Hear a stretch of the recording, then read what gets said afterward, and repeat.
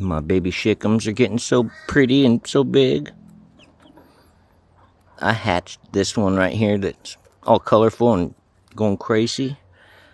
Yeah, I hatched that one because I messed up. I'd opened the incubator before. I didn't think that the last two eggs were gonna hatch. I didn't see that the one had already started to hatch, and it'd been hours and hours. It'd been like a whole day after the others had hatched, and you get out of here, mama chicken! Don't scare away my baby chickens. That's one of the mamas right there, and they're mean. But my baby shook them. So what happened was because the egg shell had already, it was already pipping. It was already had a hole in it, and when you open the incubator, the humidity drops, and the membrane inside the eggshell turns into rubber, basically. And there ain't nothing. I mean, I waited for hours and hours, and the poor thing was never going to come out of it because it was basically like it looked like it was trying to come out of, it was trying to break through a condom. And yeah, I mean, you can only imagine trying to hatch through a condom. You couldn't get through that thing. So I barely cracked the shell, and I left it hours, cracked it a little more, left it for hours, and I literally, I mean, the thing struggled and did its best to get out, but it was never going to make it. So I ended up just, barely helping it.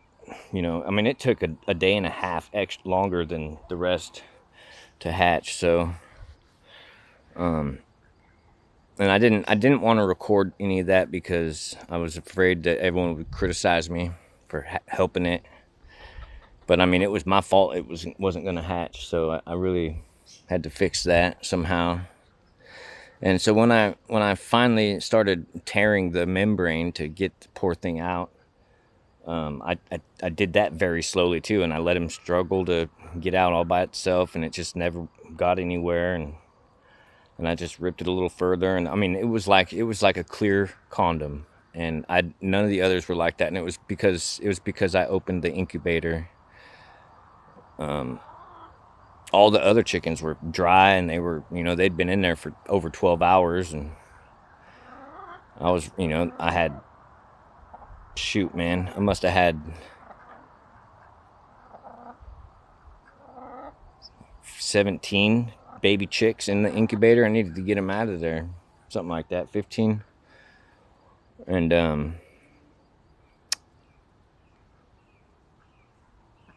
so when the membrane came off of the back, the chicken's back, the baby chicken's back, it kind of took some of the skin with it. For some reason, its skin and the membrane were connected, and so it didn't have any feathers on its, it'd be kind of like where the breasts are on the back, though, above the wings, whatever that spot is. And so that was the way I told her. I could tell her apart, and I helped it. I put it back in the incubator but you see, so that was the only baby chick that had hatched out of an egg that didn't have another egg or chick with it, like, to imprint on, like when they hatch, they imprint on the first thing that they see moving, basically. So they'll imprint on each other, all that kind of stuff. So this one hatched finally, I mean, I was the only thing moving around. All the other chicks were already in the brooder.